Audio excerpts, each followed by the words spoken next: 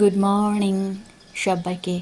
অনেক অনেক অনেক ভালোবাসা আমার নতুন পুরনো সমস্ত বন্ধু ফলোয়ার্সদের জন্য রইল অনেক ভালোবাসা। আমি রান্না করছিলাম সেদিন দই কাতলা।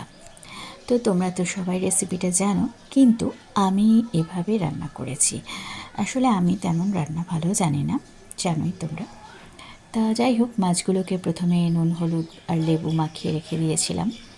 তারপরে কড়াই গরম হলে তেল দিয়েছি, তাতে মাছগুলোকে ভালো করে ভেজে নিয়েছি আস্তে আস্তে করে। আর আমি আবার মাছ একদম কড়া করে ভাজা খেতে ভালোবাসি না, একটু হালকা হালকা ভাজা, মানে একটু কাঁচা কাঁচা থাকবে, নরম নরম, তাহলে খেতে আমার বেশ ভালো লাগে। কড়া কড়া ভাজা খেতে আমি ভালোবাসি না। যদি মাছ ভাজা খাই তাহলে সেটা আলাদা, কিন্তু যদি ঝোলে খাই তাহলে আমি একটু কম ভাজা খেতে ভালোবাসি। সমস্ত মশলাগুলো করে নিয়েছিলাম, সেই মশলাগুলো রেখেছি। এবার মাছটাকে ভালো করে আগে ভেজে তুলে নেব, তারপরে রান্না করব। আর আমার ভিডিওগুলো তোমরা দেখো, লাইক কমেন্ট শেয়ার করতে থেকো। ভালো হলেও দেখো, খারাপ হলেও দেখো, কমেন্ট করো। নেগেটিভ কমেন্ট অবশ্যই চাই। একটু সাজগোজ না করে নিলে ভালো লাগে না, রান্নার ফাঁকে একটু স্টাইল করে নিলাম, তবে এনার্জিটা ফুল চলে আসে। তারপরে সমস্ত মশলাগুলো আমার যেমন টাক নেই, দুটো তেজপাতা, তারপরে হচ্ছে কী বলে, দইয়ের প্যাকেটটা কেটে নিলাম, কেটে ভালো করে ফেটিয়ে রাখতে হবে দইটাকে। আর এদিকে আমি মাছগুলো ভাজা হয়ে গেছে, এবার মাছগুলোকে তুলে নিচ্ছিলাম, হালকা ভাজা করেছি। মাছ ভাজাগুলো তুলে নিয়ে তারপরে মশলাগুলো দেব। তোমরা কি মাছ বেশি ভাজা করো না কম ভাজা করো আমাকে বলো। এবার তেজপাতা দিয়ে দিয়েছি, আর এই ছোটো ছোটো কৌটোগুলোতে আমি গোলমরিচ, এলাচ এগুলো সব রাখি, লবঙ্গ সমস্ত গুছিয়ে গুছিয়ে ছোটো ছোটো কৌটোগুলোতে রাখি, কোনো কিছু ফেলবো না আর কি।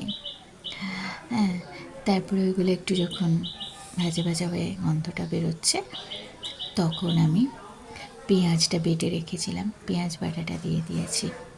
পেঁয়াজ বাটাটা ভালো করে একটু যখন কালার চলে এসছে, ব্রাউন ব্রাউন কালার, তখন আমি এবারে অন্য মশলাটা দেবো আর কি। ওই ক্যামেরাটাও আবার ঠিক করে নিতে হবে, দেখা যাচ্ছে কিনা সেটা তো দেখতে হবে। আর আমাকে কীরকম লাগছে সেটাও জানিও, আমাকে কিন্তু ভালো লাগতেই হবে। এবারে ওই আদা রসুন বাটাটা দিয়ে দিয়েছি, ভালো করে কষে বেশ করে।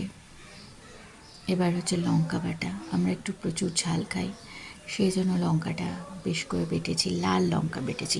এটা কিন্তু কাঁচা লঙ্কা, শুকনো লঙ্কা নয়। আমি শুকনো লঙ্কা বেশি আমরা খাই না, কাঁচা লঙ্কাই দিই। লঙ্কা বাটাটা দিয়েছি। এবারে গুঁড়ো মশলাগুলো, হলুদ, তারপর ধনে গুঁড়ো দেব, সমস্ত মশলা আস্তে আস্তে করে, জিরে গুঁড়ো দিয়ে ভালো করে মশলাটাকে আগে একটু কালার, কাশ্মীরি লঙ্কার গুঁড়ো দিয়ে দিয়েছি। এবার ভালো করে মশলাটাকে বেশ করে কষতে হবে, কষিয়ে যাচ্ছি। তারপরে আমি আবার শিলে ওই পোস্ত একটু বাটছিলাম, পোস্ত বেটেছি, আর কাজু বাদাম বাটা ছিল, আর অল্প বাদাম দিয়েছিলাম, মানে একদমই কম। পোস্তটা এক প্যাকেট চেকে পোস্ত দিয়েছি, আর দিয়ে এবার দইটাকে ভালো করে ফেটিয়ে নিয়েছি। ফেটিয়ে নিয়ে দইটাকে এবারে, মশলাটা কষা হয়ে গেছে, তারপরে ওই মশলা কষার জলটা দিয়ে দিয়েছি, তারপর পুরো জলটাই দিয়ে দিয়েছি। গ্রেভি ভালো না হলে শুকিয়ে যাচ্ছিলো। এবার ফ্যাটানো দইটা দিয়ে দিয়েছি।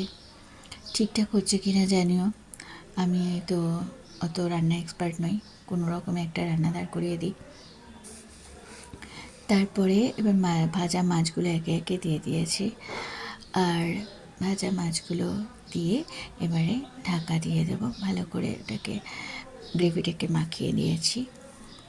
দিয়ে এবারে কড়াইটা ঢাকা দিয়ে দেব।